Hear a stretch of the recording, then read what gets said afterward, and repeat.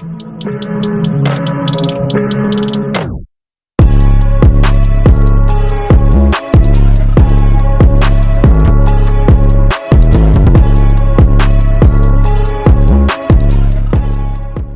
was just asking the animals that we work with here, that we've been successful with, and that we do a lot of stuff that not a lot of other people do.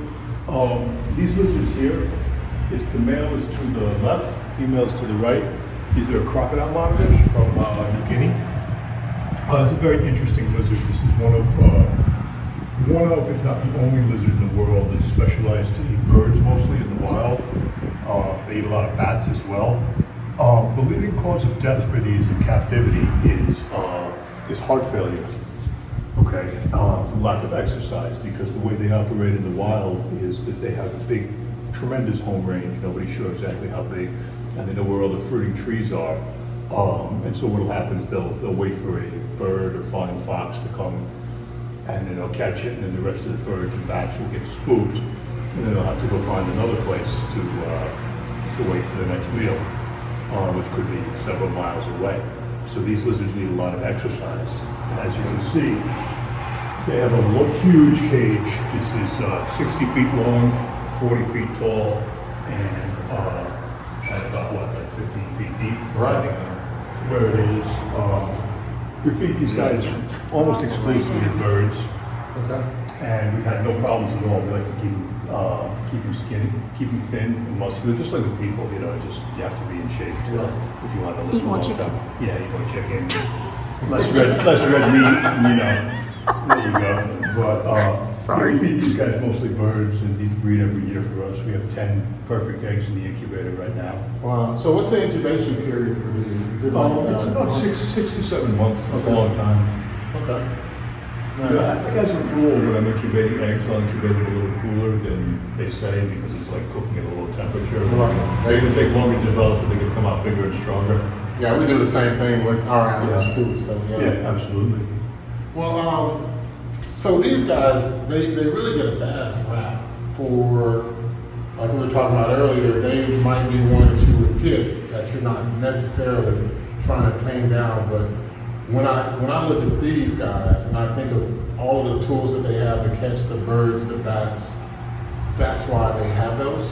So the teeth, the claws, all of that. They have very, very long teeth. Right. And they're very fragile too. They're like glass, but it's like kind of like the same logic as like a saber-toothed tiger. Okay. Right. So how? Yeah, and it's my idea is that my theory on it is like the teeth are designed, you know, not only to kill but to maim if they miss, which they don't do very often. But if they bite a bird or a bat in the wing, you know, it's going to bleed out. It's not going to fly away. They'll be able to find it a little later. So, you know, I always have questions, you know, because one thing, I'm not an expert. So whenever I come across someone that is proven to be able to do all of this, it takes time and education and research. The one question I have is, what allows monitor lizards to cohabitate, whereas some other species of animals and reptiles cannot? Cohabitate, meaning within the same species? Right. So how is it that the quark monitors can live together? Is that something that's normal for monitor lizards? It's, for the most part, it is normal for monitor lizards. The only monitor lizard that will fight among the sexes are sometimes these. And there's one Australian one, I can't recall which it is, and then there's the tricolored monitors from Indonesia. Okay. And what those three species, even though they're not related per se, other than being monitor lizards, have in common is they're ambush feeders. So they're not only going to defend the female or the male, they'll defend the feeding grounds. So that's where that comes from. And the male in this species is always larger than the female. Yeah. You're gonna get, if you want to zoom in, there's going to be some interaction here. She's smaller, but she's the boss. Oh, that's always the case. Yeah. It's like they're framing for the picture. I know, they're posing. It's like, come on, smile. So on an intelligence Something. scale, what would you rate crocodile monitors amongst the monitor species? Oh, near the top, if not at the top. Okay. You know, the way that they solve problems is really interesting. You know, you can see like if when we'll throw in like live chicks or quails and nobody's here, and they'll chase one, and when it's running, they'll calculate like where it's going to run out of. Okay. And they're familiar enough with the territory to know that there's an obstruction there, so it's going to run against this And have to come back. Yeah. Oh, that's interesting. And when they'll drop through, you can see that okay, what's the quickest, easiest way to get down there? And you can see the gears grinding in their heads.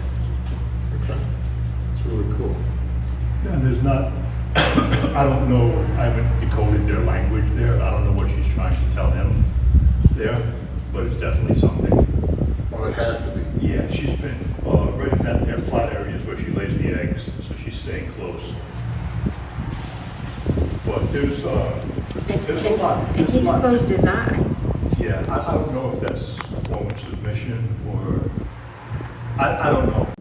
Yeah, there's a monitor lizard from Western Asia called a desert monitor, or species complex rather. There's desert monitors from Morocco all the way to India, and a Russian couple did a fascinating study on those in Kazakhstan in the 90s, and what they do is they have a language in their tracks.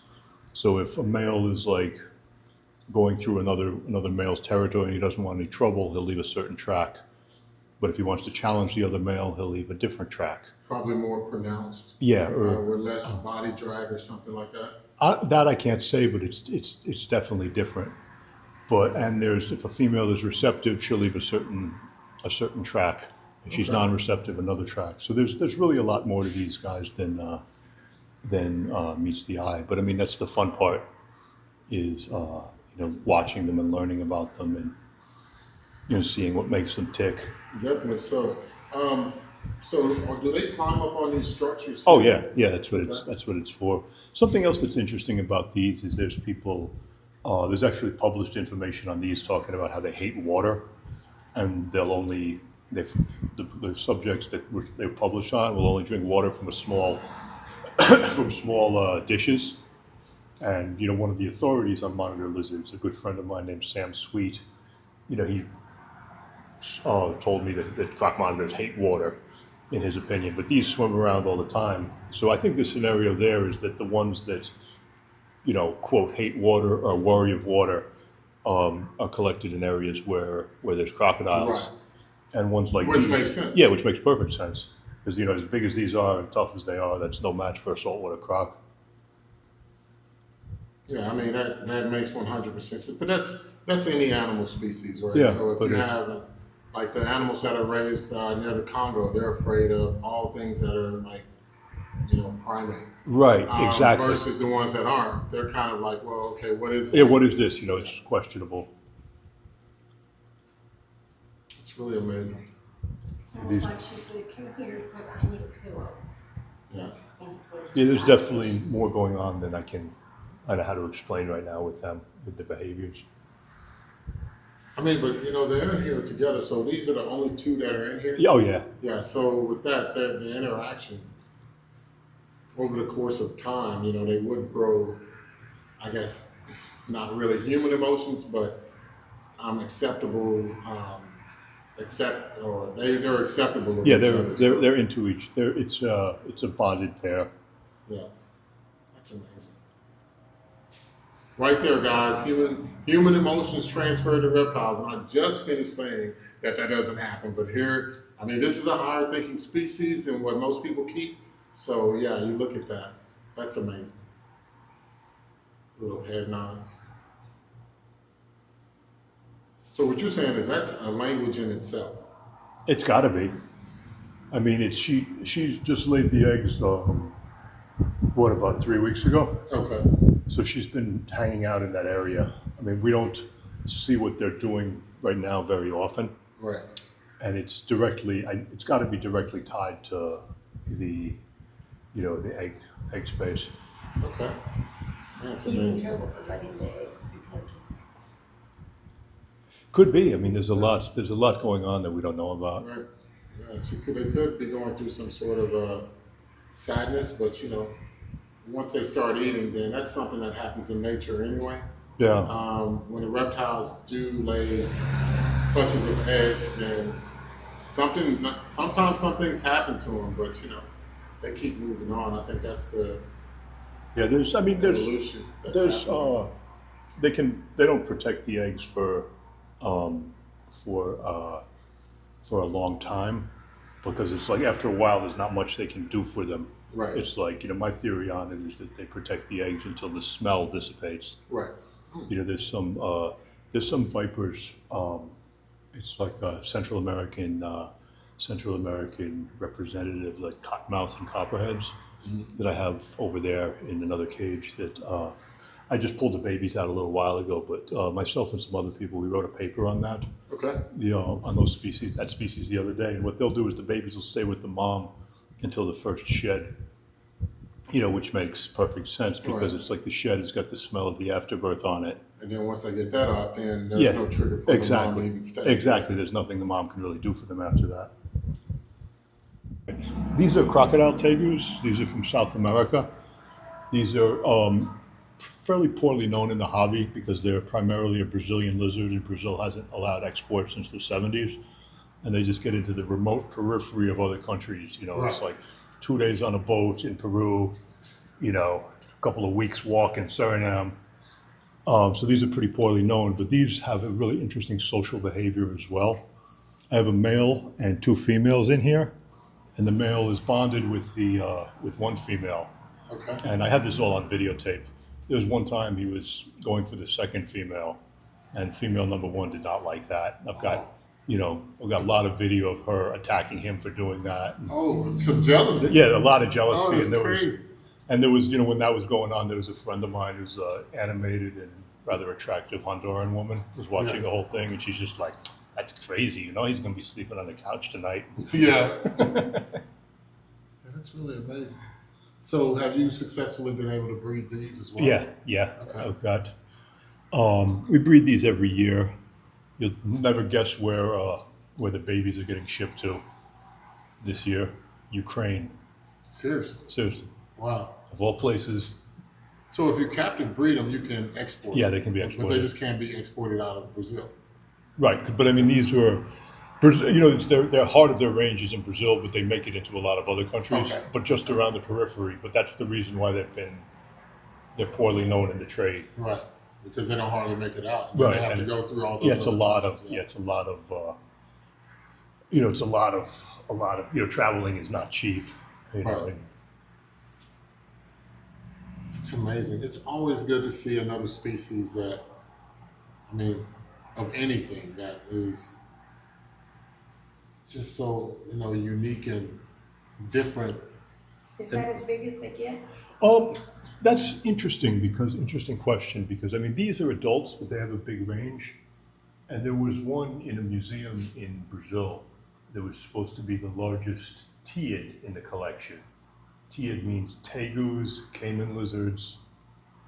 So bigger than any tegu, bigger Wow. than any caiman lizard. That's a huge lizard. That is huge. But unfortunately, there was a fire, and so I asked somebody who was doing an internship down there a little while ago to take a look at it. It was lost in the fire. So Okay. I see one up there on the branch yes, at the very top. Oh, yeah. yeah, that's the second female. Am I losing- The male, I don't know where he is right now. Can you get it? Wait a minute, I gotta find the branch So again. that's the second female. Maybe they put the male in timeout somewhere. Yeah. That's good. Yeah, he's got his work cut out for him. It's so interesting. These are from the Solomon Islands. These have a special place in my heart because it was like, several years ago, these were only known from the holotype, okay? And then some came into the pet trade in the 90s, and after that, they were like unknown. And so then I went over about 15 years ago, 20 years ago, I went over to the Solomon Islands, specifically looking for these. Then when you're after spending thousands of dollars and getting to a bunch of boats and a bunch of planes to get to the island where they're from, I saw that the island was overrun by cane toads. Oh, And I was like, fuck, birds. Don't tell me they're gone. Yeah. And then I started, chatting with the local guys, and they started saying, those guys are fighting if you want to, interacting if you want to videotape.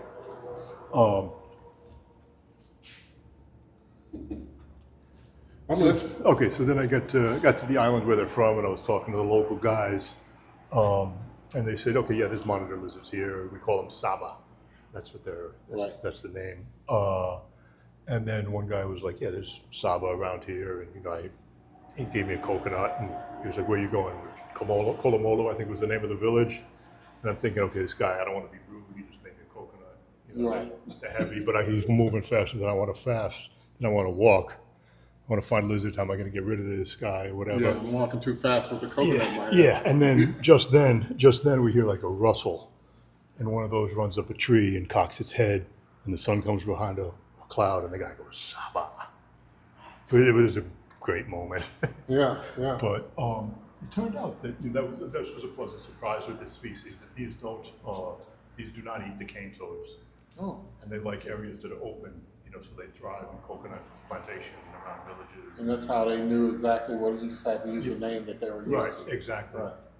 And he gave you a coconut, like, oh, here's a souvenir to let you know. Right.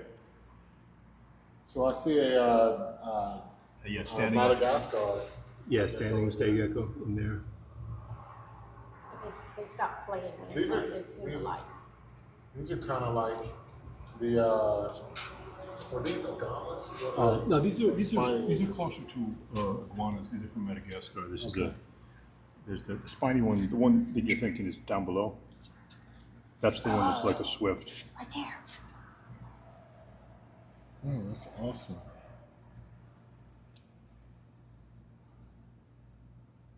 Wow, that is incredible. Now, we always see these on our fence, like we live right up against the creek. And the number one thing my family's like, are you going to try to keep all of the animals out? I'm like, no. Nah. I just want to keep the stray dogs and cats out, but I can't keep the cats out. But we constantly see huge lizards walking across the fence line, and lots of those day geckos. It looks like she's full of eggs. Man, look at it. So you think that's what he was doing? Yeah, I think he was probably trying to get close, and she was telling him that he. Too late. Yeah, too late. Somebody else got to me. Yeah, that guy over there. Yeah, that's a different species. That Okay. one, that one, and that one's the pair. Okay. And that's the one that's hers. The one on the top of that cone there. That's That is. It's one of her offspring. yeah. That's one of her species. Okay, I see. And then there's a pair of the collared ones. One over there, one over here. These guys like it really hot, so they're loving our weather now. That's awesome. They get like direct sunlight and heat. Yellow tree monitor that we were looking for earlier down at the bottom. So are these on the CITES list yet? Or all monitors are CITES. Okay. I was talking with Corey Martin about it, and she was saying back when they weren't, she was like, if you're looking for a species to get into to breed so we can have more genetic diversity in the state, go ahead and get them now, and just figure it out as you go, and don't worry about breeding them, keep them alive. So, and I didn't. I slept on it, and then the very next year, she was saying it's happening, Right. and I didn't jump. I think what she's referring to is that they were trying to get a number of monitors, like the blue tree monitor down there, ESA listed, which is honestly it's ridiculous because it's like I know a number of people who have been to the island where they're from, and there's plenty of them there, and they thrive in gardens and disturbed habitat, and there's enough people breeding them in captivity to use the blue tree. There's enough people breeding them that They shouldn't even be on the list. yeah, they should be on the list. Let's see if I can get a better picture of him over here. A little bit. He's not in his best pose, but Oh, it's all right. At least I can see his face.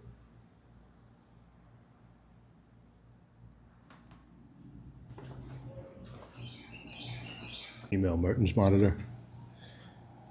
And see, this is from all the way down there, and look at how high she is. Right now. Amazing. The male's right there.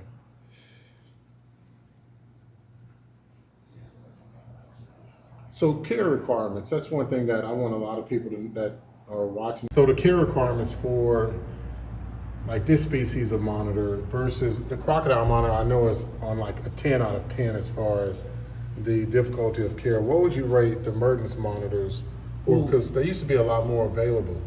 Well, I mean, I think it's basically the Mertens need to, if they're set up right, they're easy. A Mertens monitor is basically a reptilian otter. Okay. You know, so they're in and out of the water all the time. You know, swimming's important. You know, aquatic food is important to them. But once they have a lot of, if you give them enough water, they're pretty bulletproof. What's nice about the Mertens too is Mertens are generally nice to each other. It seems like, I mean, if this is a breeding female and that's as large as she gets. Well, she's going to get a little. She hasn't bred for us yet. She's not big enough, in my opinion. But this year or next. Okay. That is crazy to look at how far down that goes. Yeah, these are Australian water dragons down there. Yeah, I saw him earlier. Yeah, if you go to Australia ever, you know, these are like squirrels. Like you'll see them in like any city park and splashing around, and you'll see like lonely old people feeding them. There's nothing wrong with that, though. One right underneath the tree too. That's amazing. But you see the way we have it set up here, it's like as the sun moves, that'll be the basking spots will move, so that kind of obligates them to move as well. Your exercise and fitness. The design of these cages here is everything has got a side window, so there's no blind spots. You can see everywhere in the cage. So Okay. if something's making a nest in that corner where you can't see it from the front, you can see it from the top.